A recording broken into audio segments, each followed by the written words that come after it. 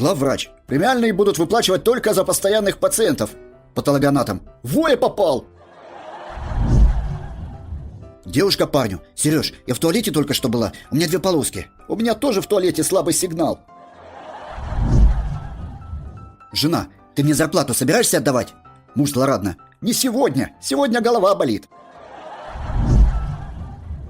Жена говорит мужу: вот вспомни фильм «17 мгновений весны». Штирлиц свою жену не видел 16 лет. Он ей 16 лет верность хранил. Это она так думала. Он не мог ее обманывать. Весь Третий рейх мог, а ее не мог. Отец читает дочке сказку. Было у отца 3 сына. Старший умный был детина. Средний сын и так и сяк. Младший вовсе был дурак. Пап, а у них отец болел, что ли? С чего ты взяла? А что у него с каждым разом все хуже и хуже получалось? Общаются 2 приятеля. Говорят, у тебя с Маринкой секс был? Ну и как она в постели? Не знаю, мы с ней на столе. Муж давно не имел жену. Тогда жена решила схитрить. Сняла трусы, засунула голову в стиральную машину и кричит: «Виктор, помоги мне, я застряла!» Муж в шоке от увиденного. «Ни хрена себе, Света! Это что?» «Витя, ну должна же быть в этой квартире от тебя хоть какая-то польза!»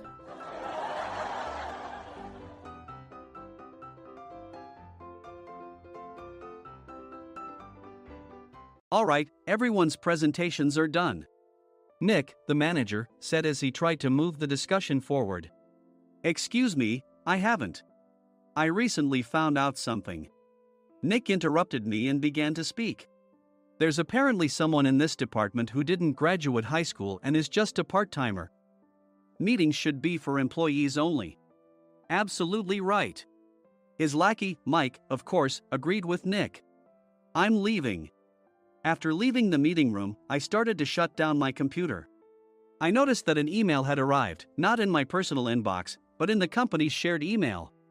Thinking, there's no point in speaking up, no one will listen, I went home quietly. The next day, I heard a commotion from Nick's desk. He was staring at his computer screen, his face pale. Nick? Is something wrong? Mike looked at the screen with him. And he turned even paler than Nick. Why is he so angry? Knowing the reason for Mike's distress, I thought to myself, serves them right. My name is Adam. My mother passed away when I was in the 9th grade, and I was raised by my father. Well, you could hardly call it being raised. After my mother passed, my father changed. He drowned his sorrows in alcohol, and though he still went to work, he squandered our living expenses on horse racing. Because of that, I had to start working part-time as soon as I entered high school. Every month, I went to the convenience store with bills in hand that couldn't be auto-deducted from my father's account. Even though I endured it because I didn't want to be alone, I reached my limit in my 2nd year of high school and dropped out. I found a live-in job at a distant inn. Thank you for everything. The day I left home, my father, still staring at the TV, spoke. Take care. That was our last conversation. Back then, 18 wasn't the age of majority, so I needed my father's permission to work, and I couldn't hide my place of employment. Yet, my father never visited me even once. I kept working just to survive, and before I knew it, I was 42. Years of hard work paid off, and I was transferred to the headquarters. I was thrilled to be recognized by the company, as I thought I'd be working in the field until retirement due to my lack of formal education. Listen up. Our work can change the future of our employees. Don't drag us down. On my first day after the transfer, Nick, dressed in an expensive suit, spoke sternly. There was a reason for this. Our inn was located in a prominent tourist destination, known so well that everyone in the state could sing its commercial jingle. At its peak, we had 5 locations within the state. But that was long ago. Due to financial difficulties and aging facilities, only the place where I had worked for many years and the original establishment remained. I was prepared to lose my job anytime, but now there was a glimmer of hope. With the rise of social media, the tourist area where the inn was located started gaining attention again. Depending on how hard the sales department, where I was transferred, worked, we could either thrive or be forced to give up this prime location to the new hotel chains continuously popping up. For Nick, who had switched careers from another industry to strengthen our sales, this was a battle he couldn't afford to lose. I understood why he had to be strict. I will do my best. Nick sneered at my enthusiastic declaration. Did you not hear what I said? I'm sorry. I thought I was listening carefully. Out of habit from years of customer service, I apologized reflexively, though I had no idea what had offended him. Someone was watching me with a smirk. In this department, there are those who are expected to excel and those who have been shoved here because they have nowhere else to go. You are the latter. It was Mike, the section chief. He's 7 years younger, at 35. But he was called to headquarters much earlier than I was and had been moving around within the headquarters ever since. I'm not jealous, but I can't accept that he's my boss. Graduating from a prestigious university, he has an unusually high pride and caused many problems as a newbie, making things very difficult for me when I was the front desk leader. When I found out Mike was transferred to the sales department a month before me, I was disheartened. Mike is right. With just a middle school diploma, there's not much you can do. Don't even think about achieving results. As if I didn't exist, Nick remarked, I'm thirsty. Mike eagerly ran to the coffee maker. It seems Mike is Nick's lackey. I regretted being happy about my transfer to headquarters, wishing I had stayed on site forever. Send a direct mail to every company on this list by the end of the day. Nick only assigned me tasks that even a new graduate could handle. What? There are over 1,000 companies. You want me to send to all of them by today? Yes, if you and your fellow misfits split the work, even those with nowhere else to go should finish by today. I glanced at the employees typing away expressionlessly. They were worn out from customer service, only thinking about leaving on time, or were women reassigned after having children, with zero motivation for work. Even Sam, a new graduate from the same university as Mike, who was supposed to be among the expected achievers, had no enthusiasm for the job, having joined the company wanting to do customer service. I don't care what they say, I plan to quit anytime, he said. Only Nick and Mike were highly motivated, making all the decisions between the two of them. I originally only wanted to work at the inn to survive and had no particular attachment to this job. I swallowed my words, thinking I had no right to reprimand them. About a month after the transfer, Nick told us with a frustrated look. To commemorate the 50th anniversary, we've decided to create a plan exclusive for one group per day. Originally, Mike and I were supposed to come up with it, but our president, Mr. Thompson, insists on hearing everyone's opinions. So, you all get a chance. As Nick explained, Mike began handing out prints.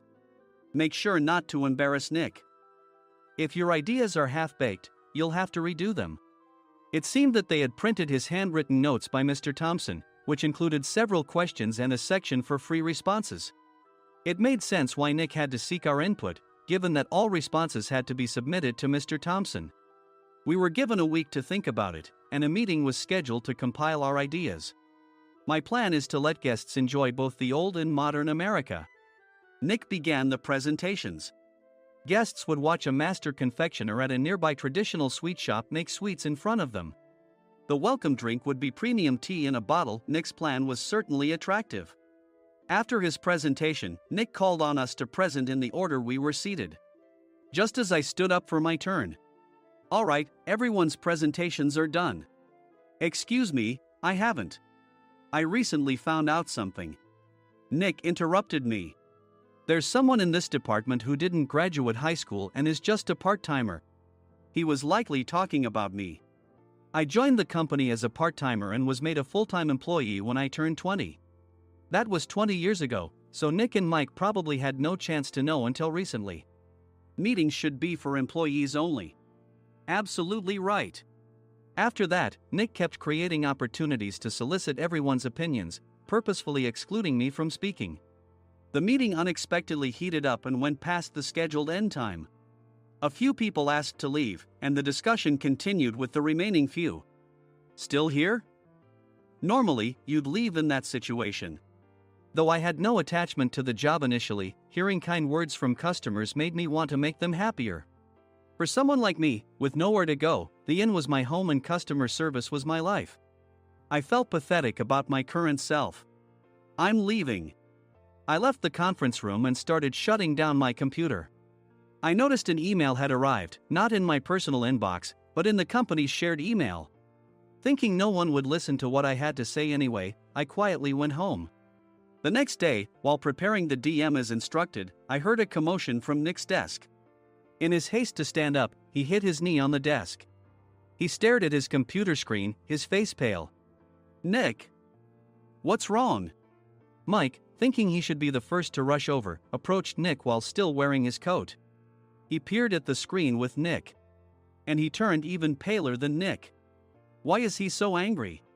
Who is responsible for this company? Nick, more irritated than ever, asked, and Mike answered without checking. Probably Sam. Sam wasn't there because he was attending a morning training session for new hires. Nick gave up on getting angry and returned his gaze to the screen. They were looking at an email that arrived right after the end of the working day yesterday.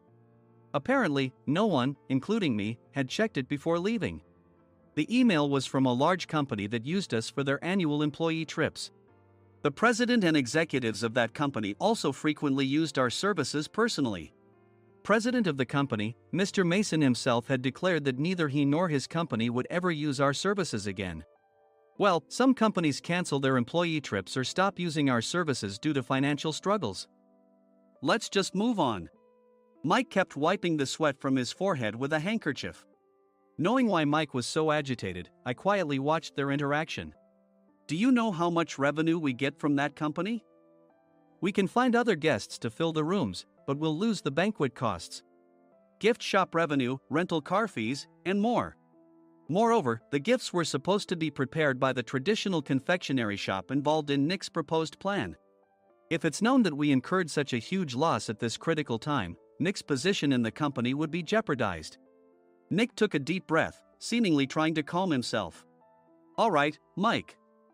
Go to New York right now and apologize to Mr. Mason. What? You're coming with me, right? I have urgent work to do. I trust you, which is why I'm entrusting this to you. Please. Mike, believing Nick's sincerity, agreed with a determined look on his face, saying, yes. That's Nick for you. Even if Mike went to apologize, Nick would shift all the blame onto him if the client didn't change their mind. Well, it was Mike's fault to begin with, so it served him right. About 3 hours later, Sam answered a call from somewhere and repeatedly apologized, saying, I'm very sorry. Everyone watched to see what was happening. After ending the call, he informed Nick with a weary tone. When Mike arrived at the client's company, he only made things worse, further infuriating Mr. Mason. He was demanding, get his boss here immediately. It was no wonder Sam was exhausted, dealing with such a call right after returning from training. What is that idiot doing? All right, Adam, you're coming with me. If sacrificing Mike didn't work, then I must be next. Normally, I'd want to refuse at all costs, but I saw an opportunity in this situation. If I can be of assistance, I'd be happy to join you. I obediently followed Nick, and we flew to New York. When we introduced ourselves at the reception, it became clear how serious the situation was, as the receptionist personally escorted us to the president's office. Angry voices leaked through the door, making both Nick and me uneasy. Excuse me.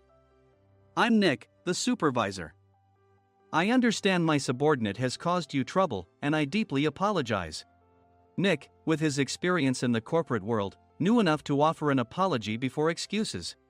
However, his customer service skills left much to be desired. I sighed as I saw Mike trembling like a small dog in the corner of the room. What kind of training are you giving your subordinates? Mr. Mason glared at Nick with a red face. The intensity of his gaze made even Nick take a step back. Regrettably, I joined this company only 2 years ago and was unaware of Mike's issues. I should have identified his shortcomings sooner. Indeed. I should have realized sooner. No sensible person would come to apologize and then give a lengthy presentation on the drawbacks of not using their in. Nick froze, his mouth slightly open. Suspecting the worst, I picked up the documents that had fallen to the floor. It seemed Mike hastily prepared these documents on the plane, listing the disadvantages. Disadvantage 1: if you change the venue for the company trip, employees might suspect it's for cost-cutting reasons, leading to a negative impression. Reading it aloud half-jokingly, Nick snatched the papers from my hand and checked the contents with a furious expression. Among the stack of documents was a receipt from a nearby convenience store's copy machine. I felt a pang of dread. hoping he hadn't shown the receipt as well. What do you think he said when I asked what kind of nerve he had to do this? I'm very sorry. Faced with the dire situation, Nick must have thought there was nothing left to do but apologize. In a voice smaller than I'd ever heard from him, he uttered words of apology. He said, "I'm a Harvard graduate. I don't believe I said anything wrong." Mike! What have you done? Forgetting his plan to pin the blame on Mike, Nick yelled loudly, even in front of Mr. Mason. "I didn't do anything wrong." "You're still saying that? Look at him." Mike pointed at me with a shaking hand. "I was assigned to headquarters in my 20s and now I'm a section chief. This guy only made it to headquarters at 42. Everything I've done proves I was right. So why are we losing the contract?" Having said his piece, Mike collapsed to the floor. "Of course. You were sent there because you had nowhere else to go." Mike never expected to hear such words from someone he looked down upon. He lunged at me, and Nick hurriedly stepped in to stop him. "Mr. Thompson told me Mike is a quick thinker, and to take good care of him." There's no way he was pushed aside. "Don't make things worse here." "He didn't say quick thinker, he said only quick-witted, didn't he?" I don't remember that part. I recalled the many troubles Mike caused when he was a newbie. When Mike was on the front line, his pride was so high that he never apologized to customers. Customer service, especially in our job, doesn't work alone. It brings both good and bad situations. If the front staff or housekeepers made mistakes, or the cleaning company didn't properly clean a room, one had to apologize to the customers regardless of personal fault. Mike, in such situations, would never apologize, insisting he wasn't at fault. This often angered customers, and as the front desk leader, I frequently had to apologize on his behalf. He caused complaints and disrupted operations, which is why he was quickly moved to headquarters. In departments where he didn't interact directly with customers, his quick thinking was beneficial and things went well. But it seemed his flaws were starting to show. Corporate reservations are supposed to be entered into the system by the sales representative. But a quick check yesterday revealed that more than 10 items were missing from the client's reservation. The handover document clearly stated what needed to be prepared. Why didn't you enter it into the system? Why do we have to give them special treatment? Filling rooms near the banquet hall, setting up all the food in advance. Specifying the brand of wine, they're too demanding. No wonder he always angered customers, I thought, feeling a headache coming on. Grouping them in rooms near the banquet hall is for our benefit too. It makes it easier for the staff to set up beds and serve breakfast since everyone's schedule is synchronized. As for the other requests, Mr. Mason suggested them to lighten our load. I didn't know that. Nick finally seemed to realize that Mike was the one who had angered the client. What did you say to them? I just told them we wouldn't give them special treatment anymore. We shouldn't waste effort on things that don't bring in money.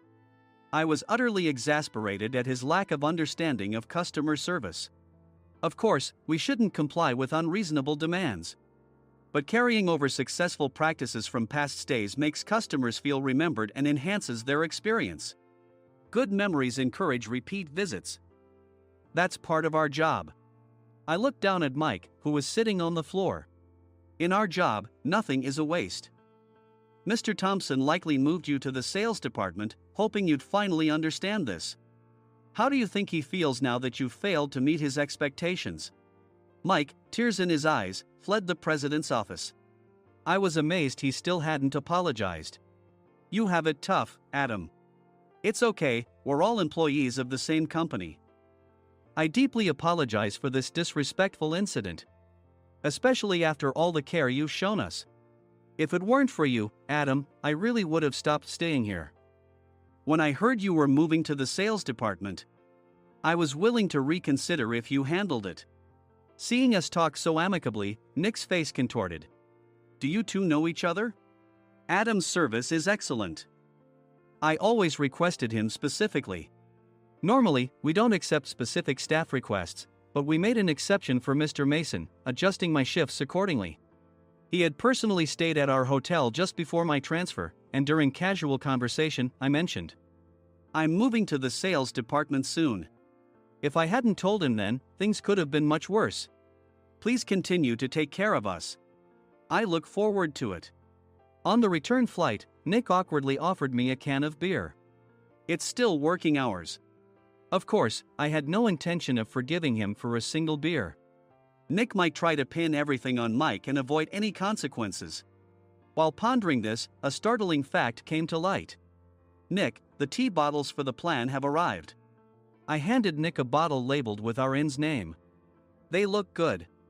What are you talking about? These are plastic bottles. I had assumed we would use the trendy, high-end bottling tea. But what arrived were ordinary plastic bottles of tea with customized labels. The only unique aspect was the label, which had the inn's name, making it look customized. Upon further investigation, I discovered that a substantial amount of money was set to be paid to the tea company. It was priced like bottling tea. Does this plastic bottle really cost $100 each? The tea inside is specially blended for us.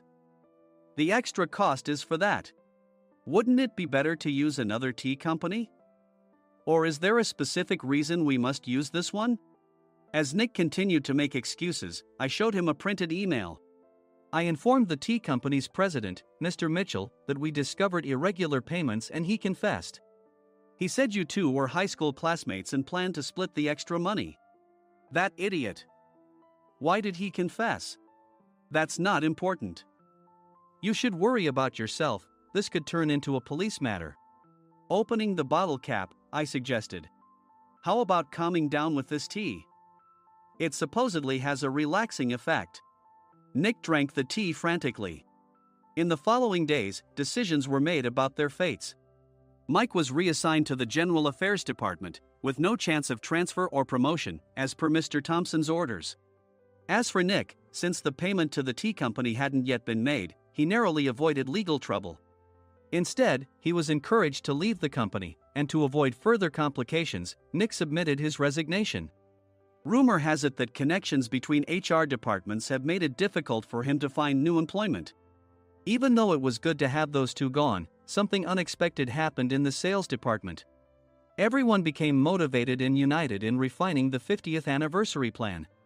In the end, my plan was adopted. We collaborated with the Tourist Information Center to provide personalized guides. The plan, tailored to the number of guests, was truly special for the 50th anniversary. Hey, is Adam's family coming to stay? I immediately booked that special plan for my family. Sam noticed it on the reservation list and quickly picked up on it.